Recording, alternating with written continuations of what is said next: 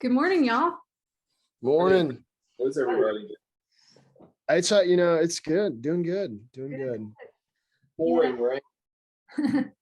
Yeah, as we're recording this, it's like a torrential downpour outside. So we've got some more interesting questions for us in this new season of King Street Kids Q&A. Are y'all ready? Always. All right, let's do this. So first question is, what is something about God or faith or church that you used to think as a kid that you've since learned about growing up? I mean, like an example that I have is in the Apostles' Creed, I used to think as a kid for the longest time that Pontius Pilate was pronounced Conscious Pilate. Yeah. So that's an example. So what are some others? I mean, I think for me it was, and I'm kind of embarrassed to admit it, me and my brother, when we were younger, we thought at the end we would always go to church and we would read like through the whole bulletin. We wanted to know how long we were going to be there. And we would freak out because one of the churches when we moved, at the end of the bulletin had like our service ends, our worship begins. And I was petrified because I thought that meant like we were going to do all this. And that was just like the prelude. And then we had a whole bunch of other stuff. And then when we realized it wasn't, me and Ryan high-fived each other at the end of the service. It's like, how long we got to be here? Yeah. What about you, Pastor Eric?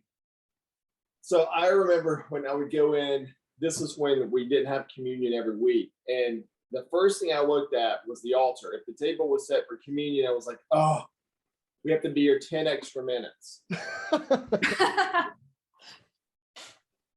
So now, though, I see it so differently because communion is a gift you get to do each week and you get to celebrate. So now a service without Holy Communion somehow doesn't seem complete to me. Good. Well, and our boys and girls don't know any different because we always have communion. Yeah. So we've reclaimed that. That's how it used to be a long, long time ago. We've reclaimed that. It's a central part of our worship. Yeah. Nice. All right. So question 2, kind of in the same vein of growth and learning, since we seem to be in that season right now of learning. What is something that you have learned recently about God or your faith? Where do I begin? Seminaries obviously has kind of taught me a lot in giving me, I think, a language to better articulate my own faith. I think the biggest thing that I've learned or studied was last semester when we looked at kind of this idea of spirituality and kind of religious pluralism. And that was just kind of eye-opening to see just kind of how similar in language various religions are, but yet also recognize and understand that they're like fundamentally different for a myriad of reasons. So it was just interesting. Yeah. So learning more about other faiths around us. That's cool. Yeah. I think for me, I would say that it's been a journey through this past year of learning about being a community of faith and what kind of work it takes. But the trade-off being how much that work is worth it, because how much that work is worth it because of how a community is where God shows up, and kind of witnessing that firsthand in the way people have shown up. I think I, at times in my life, took that community for granted, and now just realizing how much it matters. But then again, it takes a lot of work, and it's taken a lot of work over the past 18 months, but community does find a way. So I think my understanding of faith community has really grown. And in a way, I guess when I look at people who, or look at ways that people might take that for granted, it's, even more of an invitation of like, come and see what this is actually about, because as much work as it takes, community is worth it, especially communities of faith in church. Absolutely. Mm. What about you, Pastor Eric? All right. So this is a hard one to describe to the boys and girls.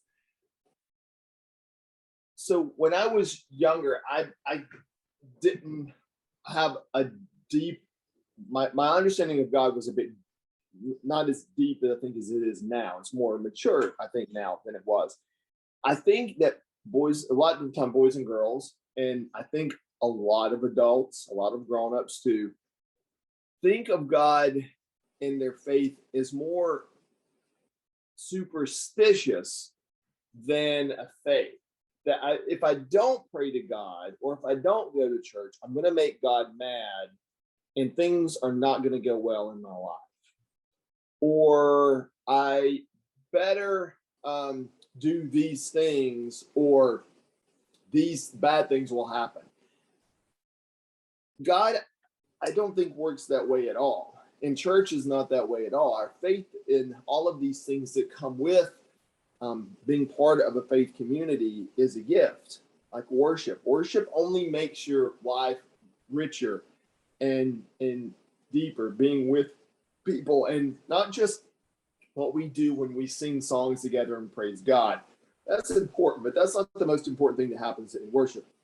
It's what God does to us. It's when God meets us in that worship, and when God meets us in our education, in our classes, and all the things we do at St. Matthew's to help us learn and understand these hard questions and make meaning of these things that are happening around our lives. In service, with Thanksgiving, we go out and we want to do other things because we're grateful, not because we have to, and not because if we don't, we might not continue to be blessed. And then care. It's a wonderful burden and joy to be able to care for each other in a community. And of course, koinonia. And koinonia is often our sacred fellowship, our fun time together. But as Pastor Rebecca said, actually earlier this morning at Coffee Talk, koinonia also can be that sacred fellowship in times when you need comforting. It's not just fun. It doesn't always have to be fun time. So I think I understand church and God to be a bit deeper, and God is a gift, not someone we have to please so things will continue to go well in our lives. So I guess the big takeaway from this is for everyone, particularly our boys and girls, is we're always learning, and that just what we've talked about, like our whole lives, there's still more to learn and discover, which is awesome. And we've been learning about our communities and communities around us, our neighbors, and we've been learning a lot about relationships, how we have connections to one another and to God. And so that's a lot to learn in recent time. So yeah, pretty cool. So we're going to shake it up for our last question. Normally it's a question to y'all, but this is a question to our boys and girls and anyone watching out there. It's a new season, King Street Kids Q&A. I guess we said it was like our season 3. And we like to bring some guests onto King Street Kids Q&A. So it could be anybody that we could reasonably get a hold of. But who would our boys and girls like to see as a guest on King Street Kids Q&A? Wonder what they're going to say. What do y'all think? Man, I don't know. I hope we get someone crazy, like president or I don't know, Secret Service, maybe a senator, a governor. Who knows? Sky's the limit. I don't know. I'm not sure how the minds of our little King Street kids work, but I'll bet it will be some people that are like a superhero. Nice. Yeah. So I guess if our kids have questions or if they have ideas or who should be a special guest on King Street Kids Q&A, they should send them to Daniel. Yeah, And let me know. do what? Said, yeah, let me know. Yeah, we would love to know what our King Street kids are thinking. And our older children of God, for sure. All right. Well, till next time, hope everybody has a good week. Yeah, be well, everyone. All right. Bye. Bye, everybody.